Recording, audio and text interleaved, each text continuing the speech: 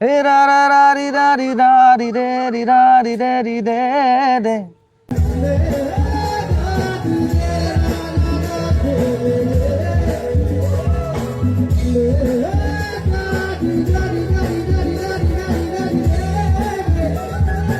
আচলতে জুবিন গাৰ্গ কোনো হ'ব নোৱাৰে, মোৰ হ'ব নোৱাৰে, আৰু 100 বছৰ 200 বছৰলৈকে কোনো হ'ব। কি খবৰ? আজি অনুষ্ঠানৰ আমাৰ অতিথি হৈছে ৰহিম ৰাজ, আৰু সকলোৱে তেওঁক চিনি পায় ইতিমধ্যে। ছ'চিয়েল মিডিয়াত এখন ভাইৰেল মুভ। প্ৰথমে বহুত বহুত ধন্যবাদ ইমানখিনি সময় দিয়াৰ কাৰণে। আচলতে যিহেতু ইমান ধুনীয়া এটা পৰিৱেশ, এটা গানেৰে ষ্টাৰ্ট কৰোঁ আমি অনুষ্ঠানটো। ঠিক আছে বাৰু, মই অকণমান দাদাৰ আটাইতকৈ জনপ্ৰিয় গীত অসমৰ সকলো মানুহৰ মুখে মুখে আছে, মায়াবিনী গীতটি অকণমান গুণগুণাই দিছোঁ। মায়াবিনী ৰাতিৰ বুকু দেখা পালো, তোমাৰ ছবি ধৰা দিলা গোপনে আহি হিয়াৰ কোণত। তুমি যে মোৰ শুকান মনত নিয়ৰৰে চেঁচা টোপাল নামি অহা ৰ'দৰে নৈ মোৰ দেশত প্ৰতিপুৱা। ধন্যবাদ। সঁচাকৈ আচলতে ইমান ধুনীয়া কণ্ঠ, এনেকুৱা কণ্ঠবোৰ আচলতে ছ'চিয়েল মিডিয়াত প্ৰচাৰ হ'ব লাগে। এতিয়া আহিছোঁ, যিহেতু বিহুৰ অনুষ্ঠান, কেনেকুৱা চলিছে প্ৰস্তুতি? বিহুৰ অনুষ্ঠানৰ প্ৰস্তুতি খুবেই ভালে চলি আছে। এতিয়া অহাকালিৰ পৰা অনুষ্ঠান একেবাৰে আছে আৰু জেঠলৈকে আছে। জেঠলৈকে আছে। বাকী এতিয়া এই যিটো সাংগীতিক যাত্ৰা, এই সাংগীতিক যাত্ৰাটো কেতিয়াৰ পৰা আৰম্ভ হৈছিল তোমাৰ? মোৰ সাংগীতিক যাত্ৰাটো 2014 পৰা আৰম্ভ হৈছিল। 2014 মই সংগীতত জড়িত হৈছিলোঁ শিকাৰ কাৰণে। তাৰপিছত 2017 মই নিজে অকণমান সংগীত সৃষ্টি কৰাত অকণমান লাগিলোঁ, আৰু 2021 মই নিজে মানে ষ্টেজ প্ৰগ্ৰেম কৰোঁ, লাইভ শ্ব' কৰিছোঁ। মানে আচলতে কাৰ সান্নিধ্য লাভ কৰিছিলা প্ৰথম অৱস্থাত সংগীতৰ ক্ষেত্ৰখনৰ বাবে? তেনেকুৱাতো মোৰ সংগীত জগতত তেনেকুৱা ভোকেল হিচাপত কোনো গুৰু নাই। গীটাৰত আছে, মোৰ বহুত কেইজন গুৰু আছে তেনেকুৱা। তাৰ মাজতে মোক এজন ছাৰে মোক প্ৰেৰণা যোগাইছে, কিন্তু মোৰ গুৰু হিচাপে তেওঁলোকে মোক হেৰি কৰা নাই। এজ এ গাইড কেতিয়াবা নোৱাৰিলে, কেতিয়াবা কিবা শিকিব থাকিলে অকণমান কৈ দিয়ে। বাকী জুবিন দাক লগ পাইছিলানে কেতিয়াবা? দাদাক তেনেকুৱাকৈ সাক্ষাৎকাৰ হোৱা নাই দাদাৰ লগত। গৈছিলোঁ যদিও লগ নাপালোঁ, বহুবাৰ গৈছোঁ দাদাৰ ওচৰত। এনেই ষ্টেজত দেখা পাইছোঁ বহুবাৰ, ষ্টেজৰ ওচৰৰ পৰাও দেখা পাইছোঁ, কিন্তু এনেকুৱা মাত কথা দিয়া ধৰণৰ এনেকুৱা হোৱা নাই।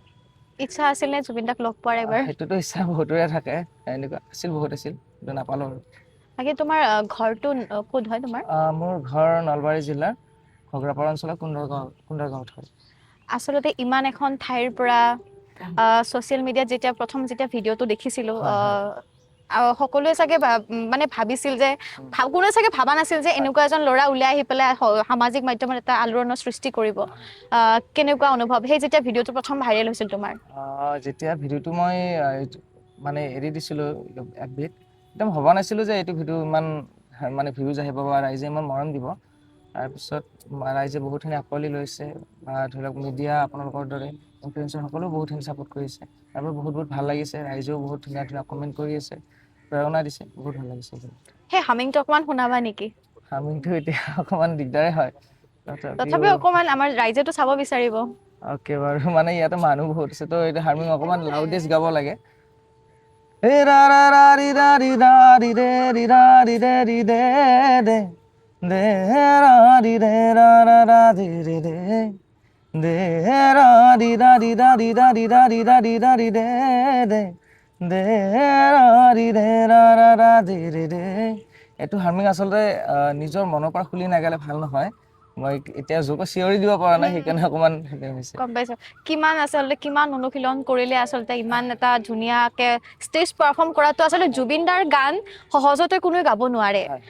সকলো ছিংগাৰে চেষ্টা কৰে, বাট গাব কোনোৱে নোৱাৰে। কিন্তু এটা অনুশীলনৰ দৰকাৰ হয়।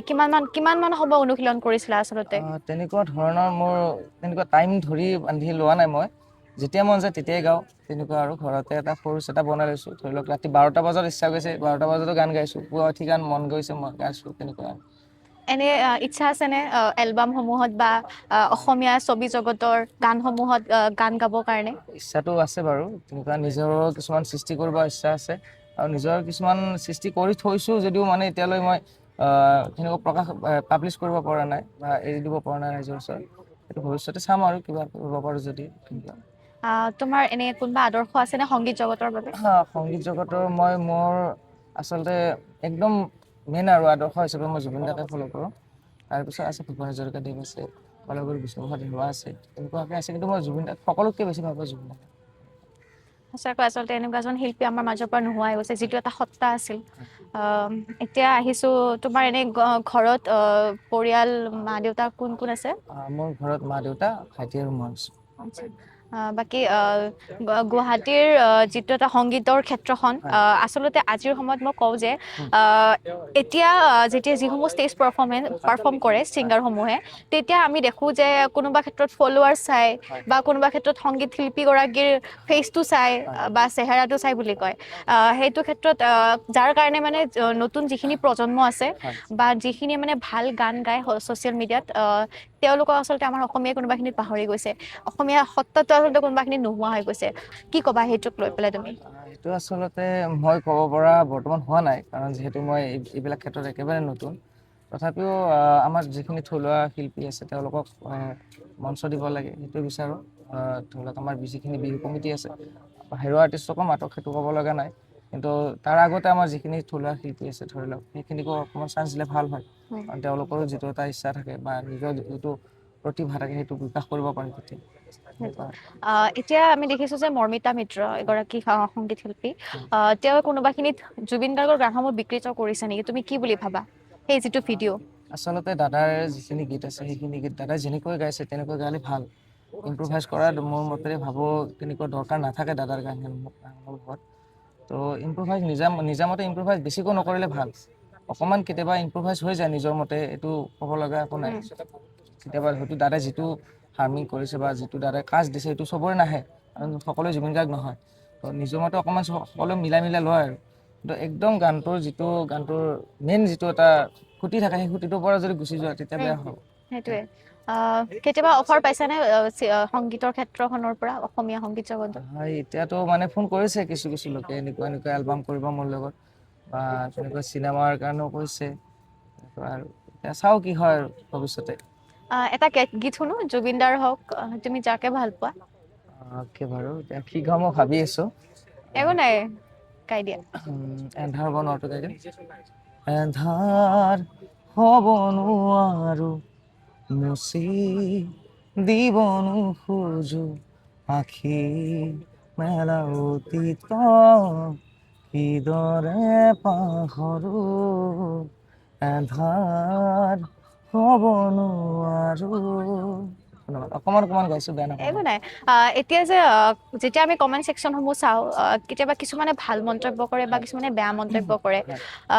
যিসকলে বেয়া মন্তব্য কৰে সেইসমূহক লৈ কি ক'ব বিচাৰিবা? যেতিয়া কয় যে হাইলাখ জুবিনৰ দৰে কেতিয়াও হ'ব নোৱাৰে বা জুবিন গাৰ্গৰ নিচিনা গান গালেও তেওঁৰ নিচিনা হ'ব নোৱাৰে, তেওঁ এক বেলেগে সত্তা, কিন্তু কিছুমানে সেই সময়ত বেয়া মন্তব্য কৰা দেখা পোৱা যায়, কি ক'বা সেইসমূহক লৈ তুমি? আচলতে সেইটো মই কি ক'ম আৰু, চবৰে নিজৰ এটা পইণ্ট অফ ভিউ থাকে।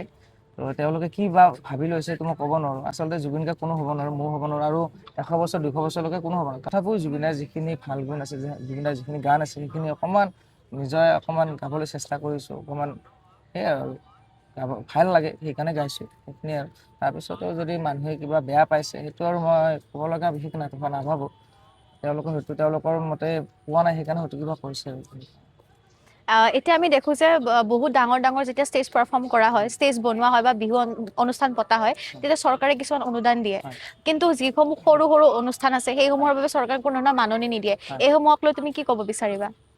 এইটোতো এতিয়া চৰকাৰৰ বিষয়, মই নাজানো ইমান এটা নন ভালকৈ। পলিটিকেল কথা সুধিছো মই এইবোৰ। সেইটোৱে আৰু, মই এইবিলাক কথা ইমান নাজানো। এতিয়া কি হিচাপত বা চৰকাৰে দিয়ে, কমিটি কিমান কিবা এটা 12 বছৰ নে কিবা 13 বছৰ পুৰণি কমিটিবিলাককহে দিয়ে। হয়। হয়তো বা কি হিচাপত দিয়ে মই নাজানো। আচলতে দিলে ভাল, সকলোৱে পালে ভাল হয়, তেতিয়া আমাৰ যিখিনি সৰু কমিটিবিলাক থাকে, বিহু অনুষ্ঠান পাতে, তেওঁলোকৰো সকাহ হয় অকণমান, সেইটোৱে আৰু।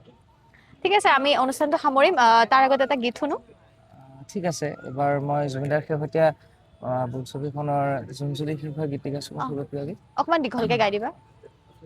জোন যদি শেষ হয়, মন গলি শেষ হয়, এটি পল যেন বুকু বিদাৰি লয়, তুমি নাহিলে শুন ৰাতিও নোপোৱাই, ভঙা কলিজা মোৰ ৰৈ ৰৈ বিনাই জোন যদি শেষ হয় মন গৰি শেষ হয়।